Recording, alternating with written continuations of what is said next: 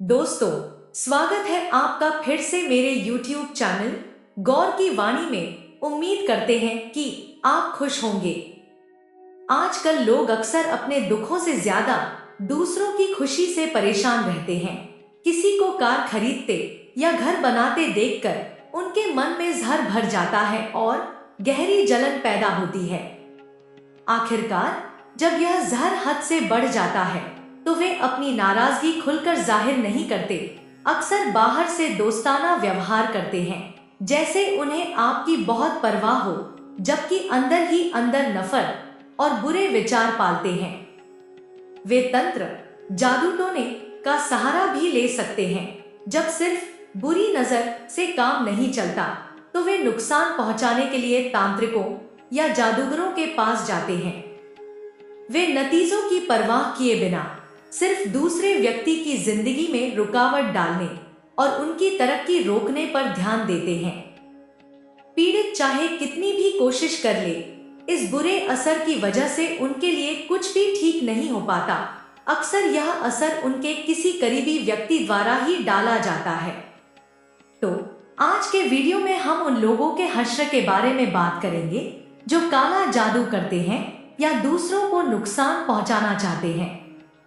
ऐसे अनुष्ठान करने वाला व्यक्ति आमतौर पर आपका कोई करीबी होता है, कोई ऐसा व्यक्ति जिसे आपकी जिंदगी की निजी बातें पता हो, जैसे कोई पड़ोसी या रिश्तेदार। ऐसा इसलिए है क्योंकि तंत्र करने के लिए उस व्यक्ति के बारे में खास जानकारी की जरूरत होती है, जैसे उनका नाम, गोत्र, वंश और पिता का नाम, साथ ही बाल या उनके पैरों के निशान की मिट्टी जैसी निजी चीजें। ऐसी जानकारी जो सिर्फ किसी करीबी को ही पता हो सकती है।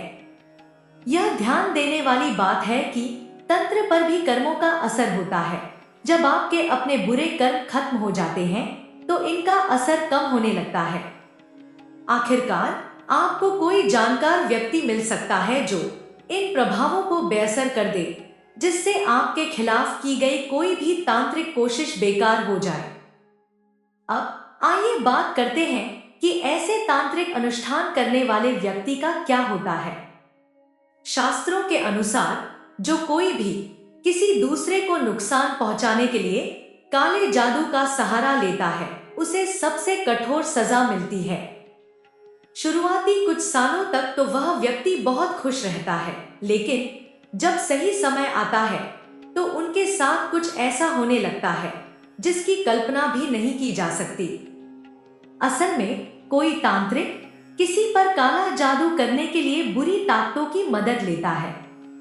कहा जाता है कि जब कोई बुरा काम करने के लिए नकारात्मक ताकतों को बुलाता है तो उनकी सेवा की एक समय सीमा होती है। आखिरकार इसके बुरे नतीजे सामने आने लगते हैं और कुछ सालों बाद वह बुरी ताकत उस व्यक्ति पर ही हावी हो जाती है जिसने उसे बुलाया था। इसके बाद उस व्यक्ति के काम रुकने लगते हैं और उसे कोई लाइलाज बीमारी हो जाती है। बिस्तर पर पड़े पड़े वह मौत के लिए भगवान से प्रार्थना करता है, लेकिन उसे अपने कर्मों का फल तो भुगतना ही पड़ता है। दूसरों को दी गई तकलीफों की कीमत उसे इसी जन्म में चुकानी पड़ती है। वह भयानक बीमारियों का शिकार हो जाता है जो आखिर तक उसे परेशान करती रहती हैं। साथ ही परिवार के सदस्य अक्सर जुए और शराब जैसी लतों के शिकार हो जाते हैं और घर में कलह-क्लेश बढ़ जाता है। आखिर में तंत्र मंत्र करने वाले व्यक्ति का अंत बहुत दर्दनाक होता है।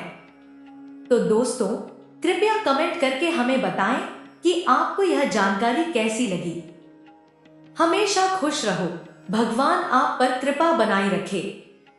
जय श्री राम।